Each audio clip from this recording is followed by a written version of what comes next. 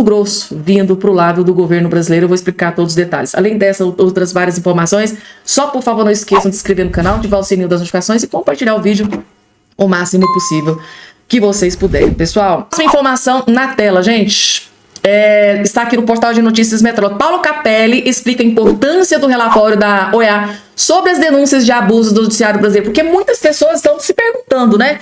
Mas será mesmo, gente, que esse relatório, né, do Pedro Vaca vai adiantar de alguma coisa? Será que vai surtir algum efeito? Será que autoridades poderão ser punidas eventualmente no futuro pelo governo dos Estados Unidos, pelo Donald Trump, pelo Marco Rubio, pelo Elon Musk, né? O que a gente pode esperar? Será que vai haver sanções, punições para autoridades aqui no Brasil? A resposta foi interessante, vejam só. Esse tipo de relatório não leva a nada. Pra que isso? É perda de tempo. É perda de tempo? Não é perda de tempo, porque ele tem uma repercussão muito grande no cenário internacional. De que forma esse relatório, caso ele seja contundente contra Moraes, pode afetar o ministro? Um relatório que impute a Moraes supostas arbitrariedades, ele tem o poder de ser usado por Bolsonaro no âmbito internacional para conseguir, por exemplo, mais apoio de Donald Trump contra o governo Lula e o judiciário brasileiro. Lembrando que Alexandre de Moraes já tem 2 desafetos no governo Trump, 2 desafetos poderosíssimos, que são Elon Musk, empresário, e o Jason Miller, que é um dos principais estrategistas políticos de Donald Trump, que Moraes mandou deter no aeroporto quando estava no Brasil. Ou seja, esse relatório, pontuando supostas arbitrariedades de Moraes, dá força para que Donald Trump, presidente dos Estados Unidos, que já não é simpático ao governo Lula, tome providências ainda mais duras. Lembrando que Trump chegou a dizer que vai taxar o aço e Lula falou, mas se taxar o aço nosso, a gente também vai aumentar as taxações nos Estados Unidos. Ou seja, o clima entre Trump e Lula está escalonando. Então esse relatório da OEA pode ser o combustível que faltava para Trump adotar medidas ainda mais rígidas contra Lula. Agora, o tom desse relatório é que a gente não sabe qual vai ser, mas Pedro Vaca garante que vai fazer um relatório robusto, com muitas informações. Fiel, né? Ele disse a Bolsonaro que vai fazer um relatório sincero e está gastando sala de sapato. Conversou com deputados e senadores da oposição, conversou com deputados e senadores do governo, e outro ponto importante também, que esse indica que esse relatório da OEA vai ser contundente, é que o maior financiador da OEA é os Estados Unidos, é o governo dos Estados Unidos. Eles vão investir 50 milhões de dólares este ano para manter as atividades da OEA. Representa metade do que os outros 33 países investem. Ou seja, é um valor muito importante. E a OEA não quer, obviamente, ter a verba cortada, assim como o Trump cortou de várias outras ONGs e programas sociais.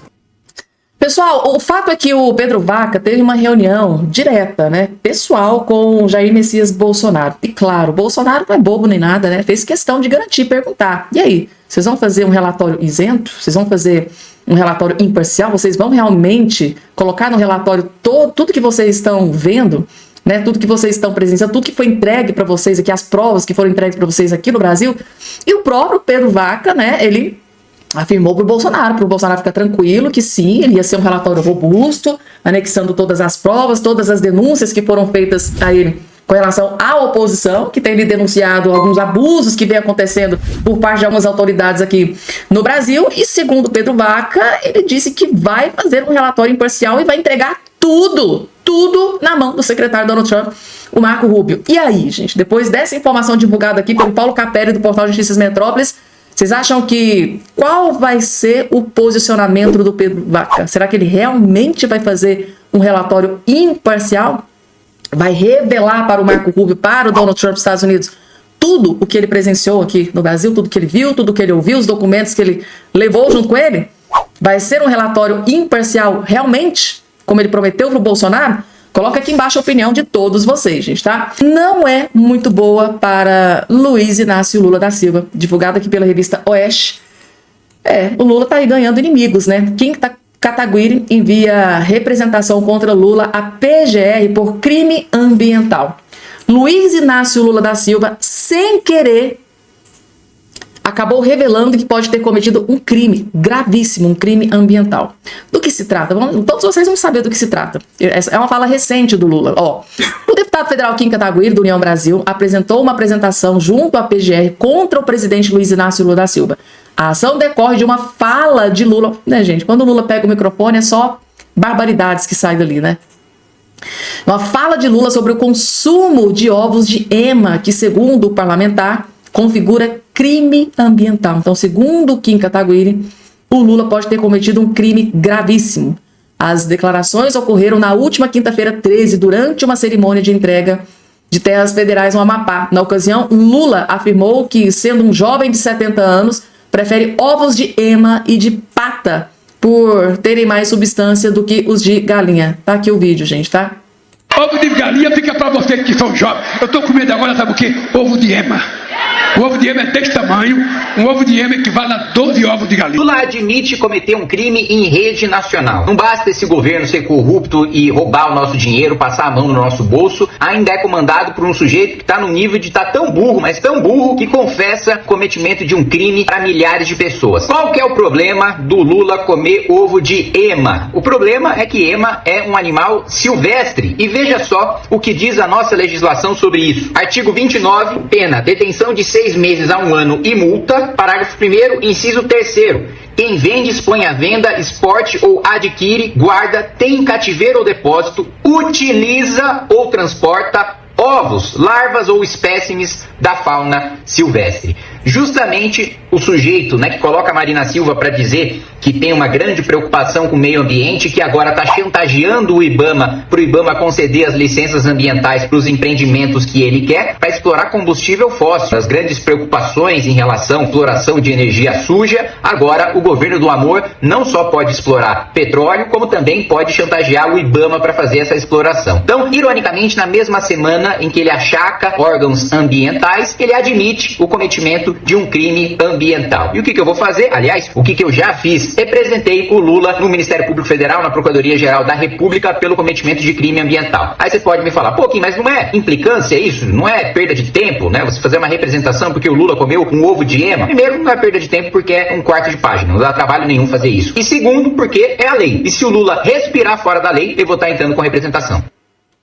Tá aí, gente, tá? Kim Kataguiri, que é aquele deputado federal nem de direita, nem de esquerda, enquadrando Luiz Inácio Lula da Silva, que, segundo ele, cometeu um crime gravíssimo, um crime ambiental, por ter dito em um evento que come ovos de ema.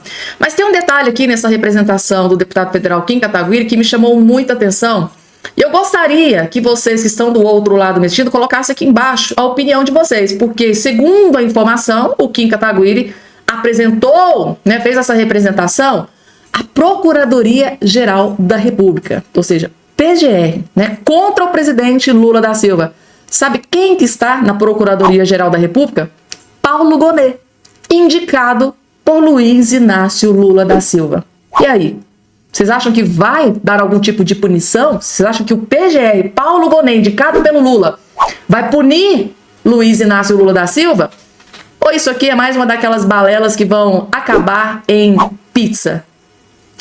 Coloca aqui embaixo, gente, a opinião aí de todos vocês. Estou curioso. Desse laboratório da Universidade do Rio Grande do Sul, não sei se estará na lista dos patrocinados pela USAID, mas tem um laboratório de mídia da Universidade Federal do Rio de Janeiro, mas não sei se acho que é da UERJ, da Estadual do Rio de Janeiro, sim, que durante todo o governo Bolsonaro e mais intensamente agora no governo Lula, produziu relatórios para provar que a imprensa do Brasil nunca foi tão perseguida quanto no governo Bolsonaro, que foi o governo Bolsonaro que censurou, que os jornalistas estão em risco, isso saiu pelo mundo inteiro por causa dos dados desse laboratório. E até que ponto, essas informações que essas ONGs, esses laboratórios vão produzindo são reais ou produzidas a mando desses globalistas que querem derrubar as democracias pelo mundo para manter o discurso deles de um grande governo global, Agenda 2030, essa coisa nada toda que a gente ouve. Cris, então, Maurício, então eu te devolvo com uma outra pergunta. Então é por isso que o sistema ainda quer prender Bolsonaro, mesmo após o desmantelamento da USAID?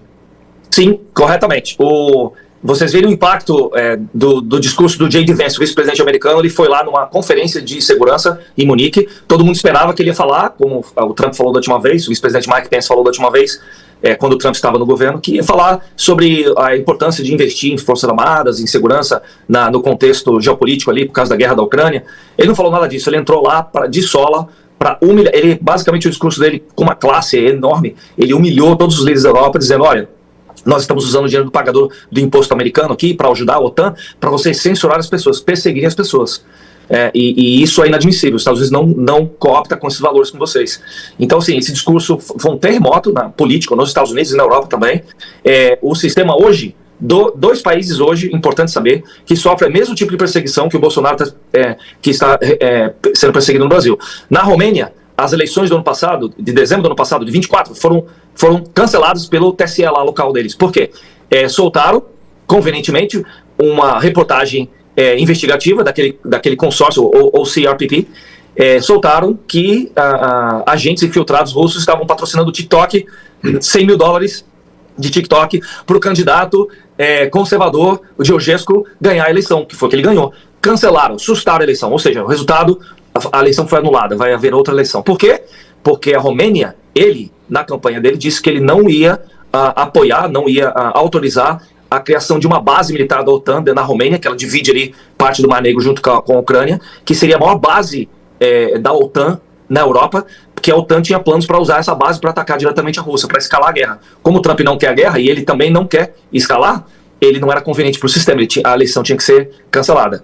O outro, que está sendo perseguido na Polônia, é o Marcin, esqueci o sobrenome dele, Marcin, são nomes poloneses, difícil, né? Polônia faz fronteira com a Ucrânia. E a Polônia, é engraçado, a Polônia desde 2015 até 2024, o ano passado, teve governo conservador. A Polônia foi o único país da Europa que não aceitou imigração em massa. A Polônia ficou fora dessa agenda woke e globalista da Europa, mas eles participam da União Europeia. Só que, com todo esse apoio da USAID e essas agências internacionais, conseguiram ganhar as eleições de 2024, conseguiram ganhar as eleições, porque lá é primeiro-ministro, né? Então são parlamentares. Então os globalistas, centristas, voltaram ao poder. Imediatamente começaram a perseguir candidatos e o pessoal do partido que ficou no poder durante 15 anos. Então ele está sendo acusado de quê? De corrupção, de desvio de dinheiro, que não encontraram nada até agora. E pasmem, a ordem de prisão dele há 3 semanas atrás foi dada porque ele fez um like num post de Facebook, fez um like, e aí ele está sendo perseguido, já tem ordem de prisão para ele, agora está refugiado na Hungria. Lembra da história do Luciano Hang? Deu um like, vai para prisão. Mas o Luciano, Maurício, desculpa te cortar de novo, o Luciano, só para lembrar, que teve as redes sociais liberadas agora, né, às vésperas da chegada do emissário da OEA ao Brasil, junto com Bernardo Kister, com Fiuza, com jornalistas que estavam censurados há mais de 2 anos. O Luciano Hang nem joinha deu, e não foi também em Facebook, não foi em rede aberta, era um grupo de empresários que se comunicava pelo WhatsApp, ele estava 6 meses sem sequer interagir com os demais integrantes do grupo. Foi um outro empresário que deu o joinha e foi perseguido. O Luciano Hang foi censurado por estar no grupo, só por estar no grupo. Cris, a gente vê como eles conseguem escalonar aqui no Brasil a ditadura. Cris, e foi tornado inelegível. Tornado inelegível. O Hang ainda teve essa. Sendo que no Brasil a pessoa só pode ser tornada inelegível se ela for condenada. E nem Bolsonaro condenado foi em nada. Ele não tem julgamento concluído, aliás, não tem julgamento nem iniciado em processo nenhum. A lei do ficha limpa no Brasil, ela não serve para a esquerda, ela só serve para a direita, e ela é preemptiva, né? Ou seja, ela é aplicada mesmo antes de ser condenado e julgado. Julgado e condenado. Porque nós temos um ficha suja na presidência atualmente. Exatamente. Para finalmente responder a pergunta do Pitoli, por que o sistema, mesmo sem dinheiro da USAID, de apoio da USAID, hoje quer a prisão do Bolsonaro? E ela é essencial para o sistema prender Bolsonaro. Estamos aí à véspera do resultado aí da PGR, né, indiciamento da PGR, entender que hoje, como o Trump foi lá e cortou no mundo inteiro, todas as verbas da USAID, a Europa rapidamente se aglutinou, estão querendo passar uma lei na Europa, inclusive o J.D. Vance no discurso dele falou que se passar essa lei, as relações Europa e Estados Unidos vão sofrer muito, e para meia palavra basta dizer, vai acabar o dinheiro para a guerra da Ucrânia, e vocês têm que se virar vocês contra o Putin. Então, eles criaram um consórcio europeu agora de censura. E não se engane, esse consórcio europeu de censura, capitaneado pelo George Soros, vai fazer de tudo para irrigar dinheiro através de ONGs, continua sendo através de ONGs, para os institutos, jornais, até o próprio secretarias de comunicações estaduais, municipais, para que se faça censura. E o Bolsonaro é um elemento que tem que ser preso, na visão deles, para que ele não lidere aí um movimento de reconstrução nacional como o Trump fez nos Estados Unidos. Outras várias informações. Só, por favor, não esqueçam de se inscrever no canal, ativar o sininho das notificações e compartilhar o vídeo o máximo possível que vocês puderem. Pessoal, logo de cara, eu vou começar trazendo aqui para vocês esta informação. Acabou. Blogueira mostra um dos bastidores da crise deste desgoverno Lula falido, gente. A Daniela Lima, ao que tudo indica, tá, depois, né, da divulgação aí da Folha de São Paulo, né, que destruiu o governo Lula, aos poucos a gente está entendendo que nem a Globo, até a Globo, né, na verdade, está abandonando o Lula. Acompanhe esse vídeo para vocês verem aqui o que a Daniela Lima acabou de expor do que está acontecendo dentro do governo Lula. Há algum tempo atrás seria impossível uma matéria dessa aqui ser divulgada, mas agora com o Lula despencando nas últimas pesquisas, o Lula praticamente está sendo expulso da política brasileira, o Lula simplesmente está acabado. Aí para completar, tem a Daniela Lima que enfia o último prego no caixão de Lula da Silva. Assistam com muita atenção. São 3 cenas de um governo em crise. A gente vai começar com isso aqui.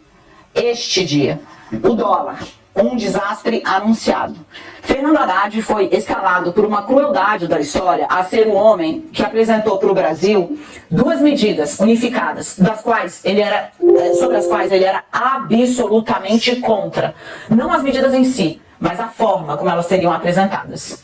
O governo chamou às vésperas desse anúncio, o anúncio do ajuste fiscal e da isenção do imposto de renda para quem ganha até R$5.000, uma reunião grande. Ela aconteceu na Presidência da República. Participaram dessa reunião o ministro Fernando Haddad, participou dessa reunião ainda antes de assumir oficialmente a presidência do Banco Central, Gabriel Galípolo. Simone Tebet tinha representantes lá. Os ministros Rui Costa, chamado de o onipresente dentro do Palácio do Planalto, o ministro Alexandre Padilha, o então ministro das Comunicações, Paulo Pimenta. Era uma reunião grande. Tinha muita gente lá. Quando um personagem irrompe, entra na sala. Foi o primeiro ato oficial, digamos assim, de Sidônio Palmeira, o atual secretário de Comunicação, como agente de um governo para o qual ele ainda não tinha sido nomeado e cujo homem que ele ia substituir estava sentado, inclusive, naquela reunião.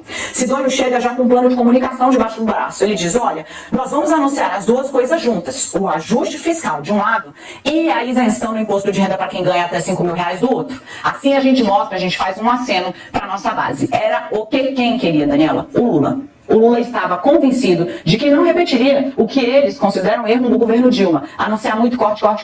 Não, vamos fazer as 2 coisas. Isso aqui é uma decisão para ganhar no ponto da política. Fernando Haddad, então, se manifesta. O Haddad diz, gente, não vai funcionar. Segundo relatos de quem participou dessa reunião, e foram muitas pessoas com as quais eu conversei, o Haddad disse, olha, fazer o anúncio conjunto de um ajuste e do outro lado de algo que na prática é renúncia de receita, não vai cumprir o efeito nem no mercado financeiro e nem para as pessoas, porque elas não vão gravar as 2 coisas. Em termos de comunicação é ruim, passa um sinal trocado. O Lula então fala, discordo, mas já que você tem uma outra posição, vamos aqui ouvir todo mundo. E ele inicia, sério, uma espécie de assembleia sobre o gesto que, de novo, é mais aguardado pelo mercado e pelos agentes econômicos para esse governo.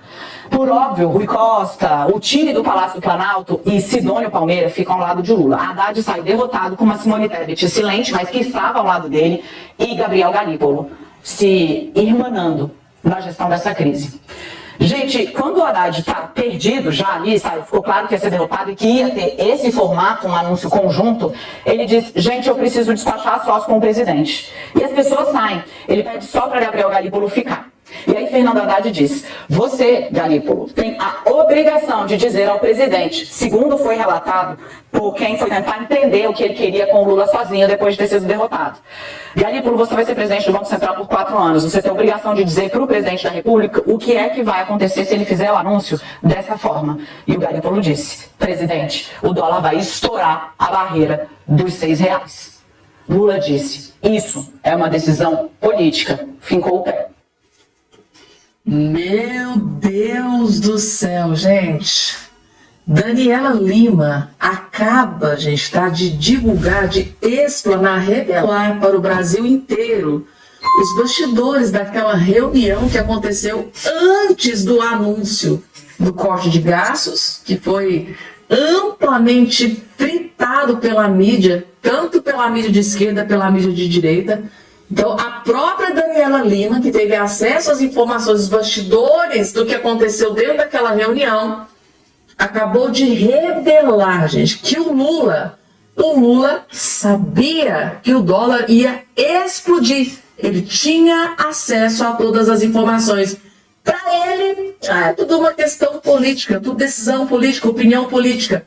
Ele dobrou a aposta, ele pagou para ver. E o Galipo, que estava sendo ali indicado para ocupar o Banco Central nos próximos 4 anos, chegou no Lula e falou: Lula, se vocês fizerem isso, tá, o dólar vai estourar, a inflação vai subir, vai destruir o Brasil. Mas mesmo sabendo de todas as informações, de tudo que poderia acontecer, mesmo assim o Lula, tá, covarde, como sempre foi, tomou a decisão de continuar com aquela ideia estapafúrdia de anunciar corte de gasto e a questão do imposto de renda ao mesmo tempo. Foi onde tudo degringolou. O governo Lula já vinha derretendo, mas naquele exato momento daquele anúncio, daquele fiasco do corte de gasto do Haddad, que o Haddad, segundo a Daniela Lima, foi completamente contra, e o Haddad sabia que ia dar ruim.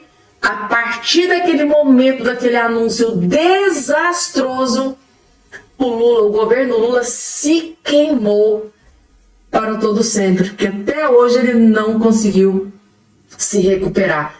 Gente, eu tô aqui impressionada com essa bomba gigante que a própria Daniela Lima acabou de revelar contra, gente, tá? O Lula da Silva. Ela acabou de dizer que o Lula sabia de tudo que poderia acontecer com o Brasil, mas mesmo assim o Lula pagou para ver, foi lá e deu a ordem, para acontecer assim, assim, assado, contrariando, tá, o posicionamento do ministro da Fazenda, Fernando Haddad. Aí depois, mais pra frente, depois que tudo estoura, tem o trem do Pix estoura, corte de gás estoura, tudo estoura, aí o Lula vai lá, tá? Pega o microfone numa reunião, num evento, e dá uma passada de sabão no Haddad. Já não é nada para tomar decisão, nada vai ser divulgado, nada vai acontecer sem passar pelo Rui Costa, que é uma espécie de vice-presidente da República. Gente,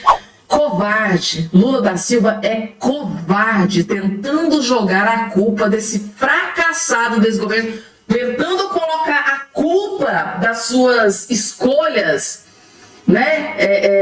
vergonhosas em cima do Fernando Haddad. Não que eu goste de Fernando Haddad de forma alguma. Para mim é o ministro mais incompetente que existe dentro desse governo Lula. Mas aí o Lula, depois disso aqui que acabou de ser divulgado pela Daniela Lima, a gente vê os esforços do Lula em colocar a culpa em cima do Banco Central, a culpa é do Campos Neto, a culpa é do mercado, a culpa é do Haddad, a culpa é do Bolsonaro, a culpa é do Donald Trump, a culpa é dos Estados Unidos, a culpa é de todo mundo. Agora a Daniela Lima acabou, gente, de revelar que a culpa de tudo que vem acontecendo foi do Lula, porque o Lula foi avisado da catástrofe que iria acontecer com o anúncio daquele fiasco, daquele corte de gasto, junto com a questão do imposto de renda. Mas mesmo assim, o Lula foi lá e dobrou a aposta e, lamentavelmente, é o povo brasileiro que está pagando. E muito caro, porque o povo está sentindo no bolso. O resultado de tudo aquilo, gente, dessa decisão bomba do Lula, foi a inflação lá em cima, o dólar lá em cima, o poder de compra do povo diminuiu, despencou drasticamente como nunca na história da política do Brasil. E o Lula simplesmente covarde, não reconhece, não puxa para si. Fui eu que tomei a decisão, fui eu que, todo mundo ali me alertando do que poderia acontecer, mesmo assim eu dobrei a aposta e tomei a decisão. A palavra final, gente, a decisão final foi do Lula, segundo aqui a Daniela Lima, gente, tá? Daniela Lima, para ter exposto isso aqui, gente, a mulher tá virada no giraia. Para ela que sempre gosta de passar pano, tenta livrar a cara do Lula a tudo e qualquer custo, custe que custar. Para ela ter revelado essa bomba aqui é porque a situação dentro da Globo News, a situação tá caótica.